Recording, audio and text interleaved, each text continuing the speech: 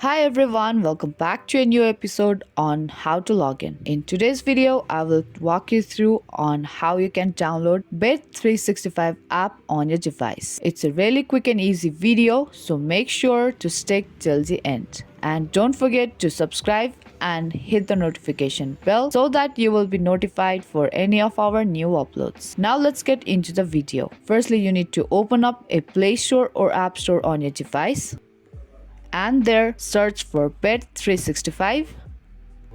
And once you search for it, you will be able to see different type of application displayed on your screen. Now tap on that app and there you will find install button there. Now tap on install button in order to download and install the app.